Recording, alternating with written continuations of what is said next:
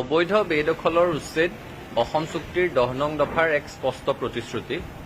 অসম চুক্তিৰ 10 নং দফাই কৈছে অসমত চৰকাৰী ভূমিত অবৈধ বেদখল ৰোধ হ'ব লাগিব আৰু বেদখলকাৰীক উচ্ছেদ কৰিব লাগিব। চুক্তি স্বাক্ষৰ হোৱাৰ পাছত যোৱা 40 বছৰে যদি দিল্লীত বা দিছপুৰত শাসনত থকা চৰকাৰসমূহে বেদখল ৰোধ কৰিবৰ কাৰণে পৰিকল্পিত ব্যৱস্থা ললেহেঁতেন আজিৰ এই পৰ্যায়ৰ সৃষ্টি নহলহেঁতেন। অসমৰ সংৰক্ষিত বনাঞ্চল, সত্ৰৰ ভূমি, আন চৰকাৰী ভূমিত অবাধ বেদখল কোনো কাৰণত সহ্য কৰিব পৰা নাযায় আৰু সেইকাৰণে এই বেদখলৰ উচ্ছেদ চলি থাকিব লাগিব। ছাত্ৰ সন্থাৰ দৃষ্টিভংগী স্পষ্ট। বেদখলকাৰীসকল যদি বৈধ ভাৰতীয় নাগৰিক আৰু তেওঁলোক যদি সঁচা অৰ্থত ভূমিহীন, তেতিয়াহ'লে তেওঁলোকে চৰকাৰী নীতিৰ আধাৰত ভূমিৰ আবণ্টন পাব। কাৰণ ভূমিহীন ভাৰতীয় নাগৰিকে ভূমিৰ আবণ্টন পোৱাটো এটা বিধিগত নিয়ম। কিন্তু ভূমিহীন হোৱাৰ এটা সুযোগ লৈ য'তেই মন যায়, যিমান পৰিমাণৰ ভূমি মন যায় সিমান পৰিমাণৰ ভূমি দখল কৰাটো কোনো কাৰণতে আইনসংগত হ'ব নোৱাৰে, গ্ৰহণযোগ্য হ'ব নোৱাৰে। গতিকে উচ্ছেদ চলি থাকিব লাগিব।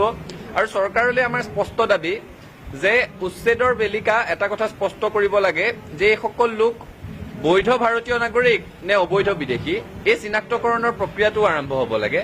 যদি অবৈধ বিদেশী নাগৰিক, তেতিয়াহ'লে তেওঁলোকক ডিটেনশ্যন কেম্পত ৰাখিব লাগে আৰু তেওঁলোকক বিতৰণৰ ব্যৱস্থা কৰিব লাগে।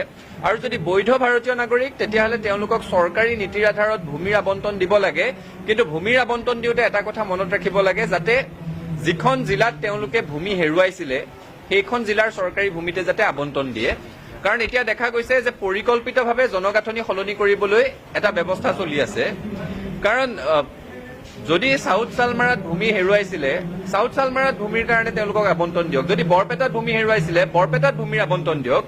ভূমি হেৰুৱাইছে বৰপেটাত, কিন্তু শ মানুহ উঠি আহি যদি শিৱসাগৰত, গোলাঘাটত, লখিমপুৰত ভূমি দখল কৰিবলৈ আৰম্ভ কৰে, সেয়া কোনো কাৰণত গ্ৰহণযোগ্য নহয়।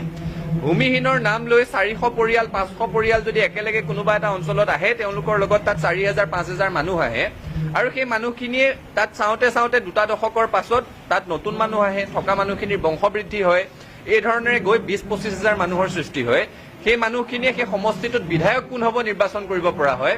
অৰ্থাৎ খিলঞ্জীয়া মানুহৰ হাতৰ পৰা ভূমিৰ অধিকাৰ নোহোৱা হৈ গৈ আছে, ৰাজনৈতিক অধিকাৰ নোহোৱা হৈ গৈ আছে আৰু একে সময়তে জনগাঁথনিৰো পৰিৱৰ্তন হৈ আছে। গতিকে এই কথা স্পষ্ট, অসমত উচ্ছেদ চলি থাকিব লাগিব।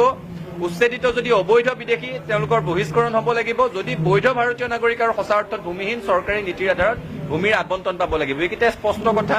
তাৰ বাদে মাদানী বিষয়ক কোনোবা প্ৰশ্নৰ উত্তৰ দি মাদানীক বেছি প্ৰাসংগিক কৰাহে হ'ব আৰু মাদানীৰ দৰে ব্যক্তিক অসমত প্ৰাসংগিকতা দিয়াৰ কোনো প্ৰয়োজন নাই। সেইকাৰণে সেই উত্তৰটো নিদিয়াই বাঞ্ছনীয়। অবৈধ বেদখলৰ উচ্ছেদ অসম চুক্তিৰ 10 নং দফাৰ এক স্পষ্ট প্ৰতিশ্ৰুতি। অসম চুক্তিৰ 10 নং দফাই কৈছে অসমত চৰকাৰী ভূমিত অবৈধ বেদখল ৰোধ হ'ব লাগিব আৰু বেদখলকাৰীক